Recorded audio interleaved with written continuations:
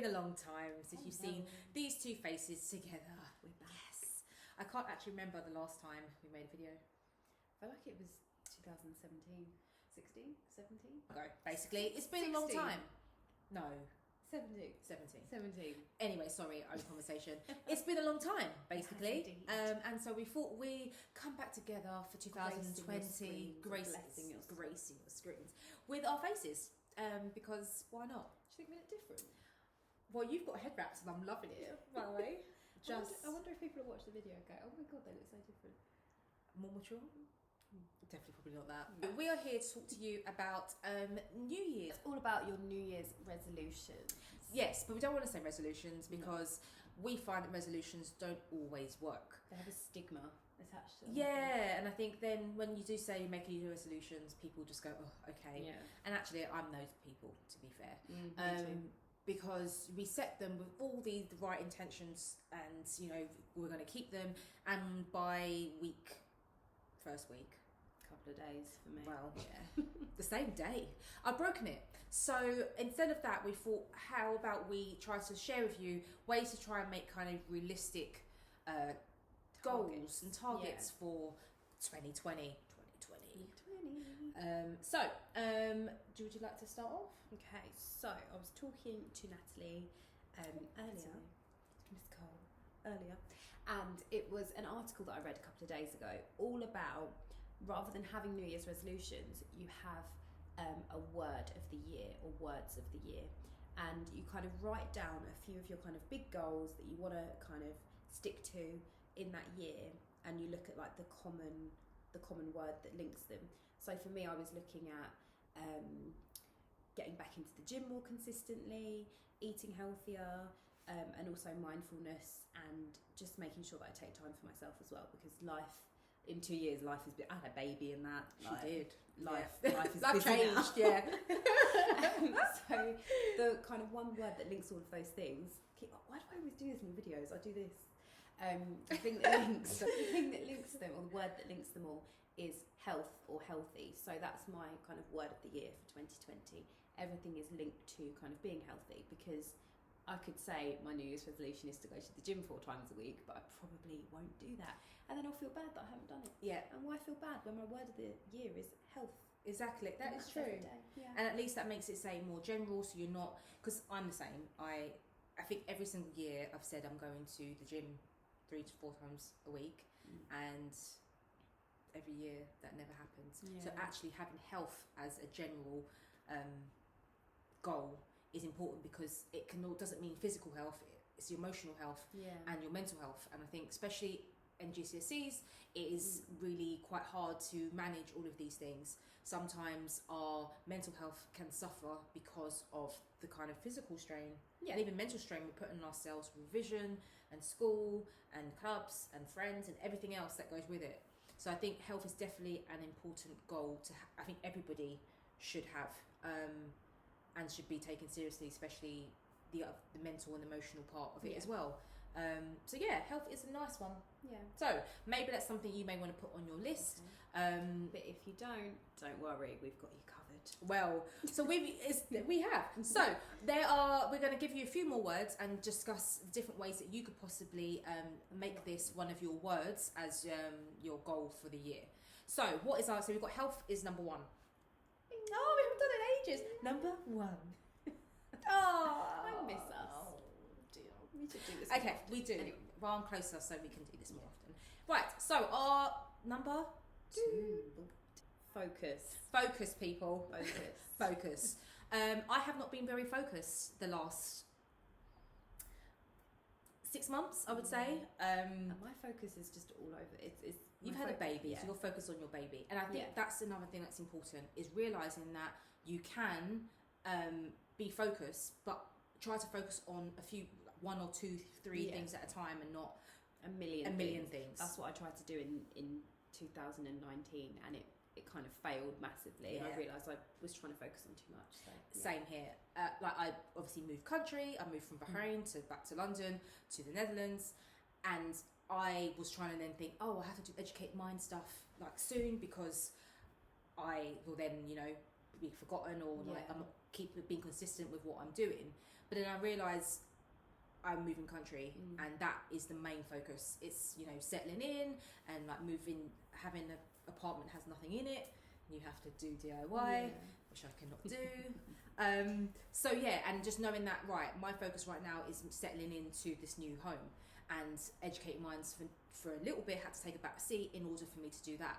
And so it's maybe just thinking about what are the things that you need to focus on for 2020. And because there's some things that don't actually need our focus, but we're giving most of our focus to.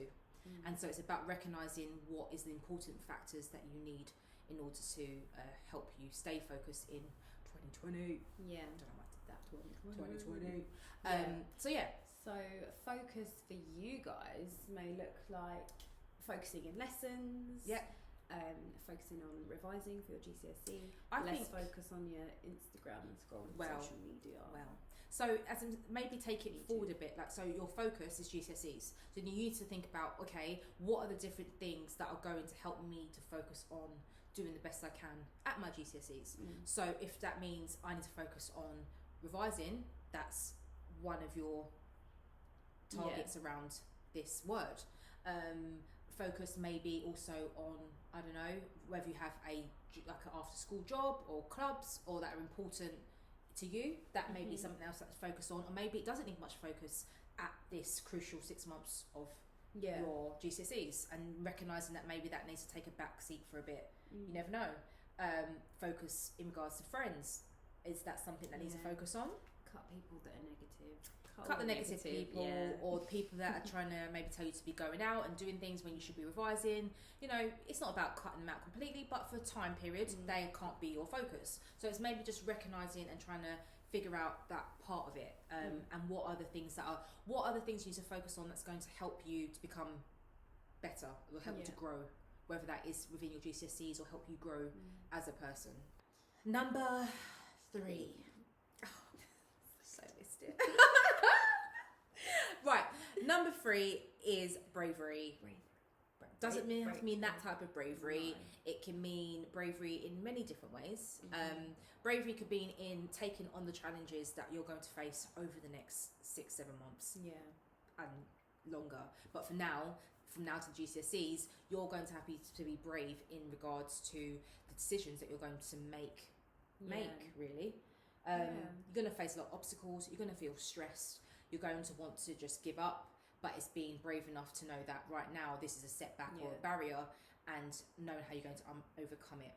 I would say it's kind of, I was about to say taking the risks, not taking the risks, but kind of realizing that even though 6-7 months feels like a long period of time, it goes so quickly. So if you just kind of keep the work ethic, the focus, the kind of motivation over the next 6-7 months, then there's no reason why you can't kind of walk into the GCSEs, like the exam hall, with a sense of bravery and knowing that you've done everything that you could up until that point.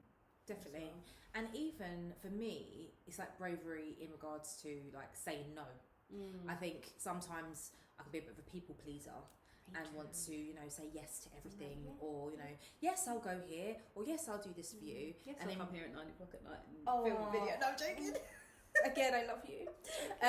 So yeah, it is 9 o'clock. Like literally, it is. But it is 9 o'clock. That's friendship right there. That is. I've lost my point now. So bravery in saying no to things that actually are not going to help you.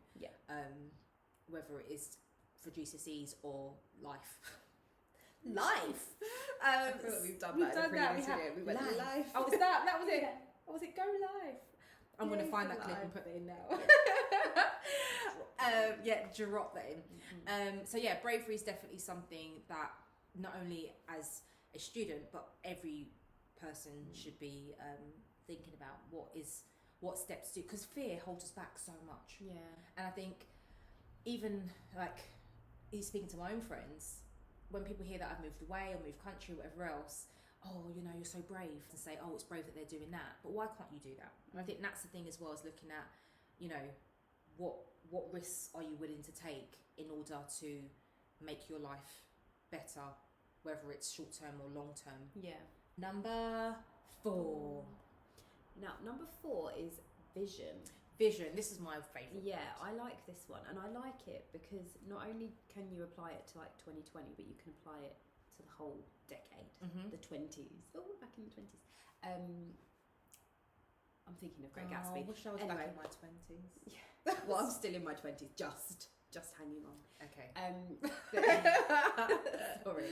But yeah, your vision for the next 10 years is, and I know that sounds really daunting, but in these next 10 years, you're going to go through GCSEs, A-levels, university or an apprenticeship or going into your first kind of full-time role and start to build your career. So for a lot of, even for us as well, for anyone, this 10 years at this kind of age is a massive kind of, I was about to say growth again.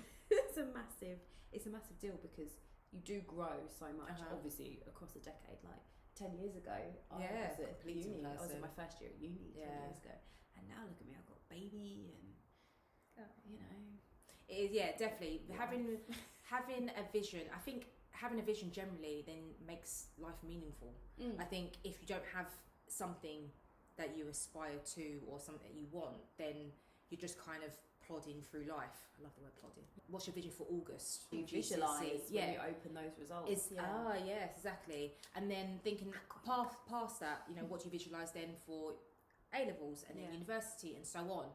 And so the best thing to do is to write it down and have like your, you know, 6-month plan, your year plan, 5-year plan, 10-year plan. And it may sound ridiculous because you may have no idea what you want to do and it may change. That is inevitable. The list will change, but at least you're kind of, I say, working towards or thinking about something. I did that the other day. Did you? Yeah, I wrote down 20. That's a lot.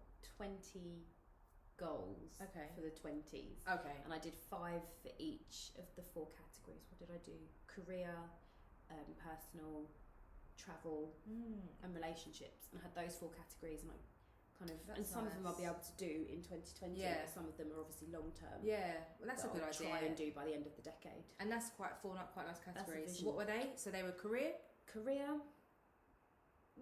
travel, relationships, and personal. Okay. My personal's on my health and that's nice. my health. That stuff. So number 5. I love it. And it is gratitude. Gratitude. What are you grateful for? Yes. There's so many times we kind of feel really ungrateful and think that our life is just completely rubbish and we have no good people in it or anything good in our lives. And I think sometimes we just have to have a reminder that life isn't that bad. Yeah. And there's so much to be grateful for. It's not all materialistic and, you know, friends and family and pets and stuff like that. That all kind of counts towards or is something you can be kind of grateful for and help to boost your mood. Write a list of the things that you're grateful for. So again, that can count as people, it can count as just the things that you have, whether it's your PlayStation or your phone or the grateful for the places you've got to travel to and the memories you've made, or, you know, being grateful can be a variation of different things. Yeah, I feel like it's a recurring one as well. I feel like you should kind of be mindful of it every year, not just for 2020 but for every year, because the more every day the more you kind of think about what you're grateful for day to day, because we all have bad days, we all have days where we're like, I just want it to be over, I've had enough, like reset tomorrow. But there will be something in that day that you can be grateful for, and I think the more you kind of move and speak and be grateful, and you kind of speak from a place of gratefulness, the better you start to kind of cope in life, and the better you and how you go into different situations and experiences. I think if you're grateful for things, you give off a different energy than when you're feeling ungrateful, because you come across negative and then you're not attracting the right energy around you. You attract vibration. The energy that you give off. And I think when you are grateful for things and you become more positive, and then other people feel that energy, I think, and then you attract more good things within your life, I think. And it's the highest form of kind of vibration frequency we have as humans. being grateful. Oh, hello, Miss Spiritual. Yeah, it's the head.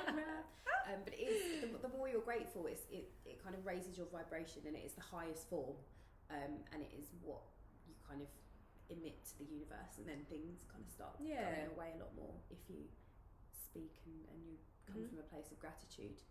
And not all the time, because we can't all be grateful for everything. Yeah, we're not expecting you to be like skipping down the road, like putting flowers in your hair. It's raining a lot. Sometimes you ruin your hair. Yeah. Little things happen that ruin your day. I dropped a bowl earlier, and I got really annoyed that I dropped this bowl. Had Jasmine's dinner in it, and it just really annoyed me for a good 10 minutes. And then I thought, why am I annoyed? Yeah, I don't need to be annoyed. Yeah, and you kind of revert back and think about what you're grateful for, and blah blah blah. It helps to lift your mood. Yeah, definitely. Quickly as well. If you stop and think of what you're grateful for, literally like stop and think of 3 things, it really helps to lift your mood. Agreed. Because I've not had a great time lately, and then you do just have to remind yourself, actually I have like great family, and I have like really great friends. Oh, of course, because you're my friend. I'm joking. I love you. So I think definitely writing down grateful should be part of everyone's list. I think personally. So those are our 5 words that we think that could you could use to help you set some of your goals for 2020. I think there would be a great way to just kind of actually stay focused. Oh, that's one of my words. And to just and not feel bad if you break a resolution, because actually you don't just have one resolution, you just have general how to be. It's like a lifestyle, isn't it? It's the same with like if I'm going to go on a diet. No, actually, if you just change and live a healthier lifestyle, that's what you're changing, not that's what you're focusing on, not I want to lose a certain amount of pounds and stuff like that. Exactly, because as soon as you start, putting I'm not going to eat this, or I'm going to go to gym 6 days a week and twice a day for 3 hours, that's when you're likely to fail, because who the hell is going to do that? Well, not me. No. I want biscuits. And bourbons, especially. So it's about, you're right, being realistic with it. And I think having these words is just a better way for you to be able to stick to it. Especially during things too. Yeah, especially during a very stressful year of your life. It will be. It's, GCSEs. Yeah, it's hard. So we've got being healthy, being focused, being brave, vision, and gratitude. You can add your own words. Let's start a list. Yeah, so down below in the comments, why don't you think of different words that could be used to help you to set some goals for 2020? Let's help each other out. Yeah, exactly. Because at the moment, I definitely know I want to have vision, focus, and I think healthy. Yeah. I want to add at least another 2 or 3. Don't go crazy and have like 20, because then again you're setting yourself up for failure. Yeah. So just try to set realistic targets. Yeah. Okay, so that's all from us this time round. I know you've missed us. I know, I've missed us too, to be fair. So don't forget to like, share and subscribe to the channel. You can also find us on Instagram at Educate Minds and Charlene Shaw __. Oh, that rhymes. Oh, that's why I did it, guys. Totally why she did it. Until next time, we will see you very soon. Bye.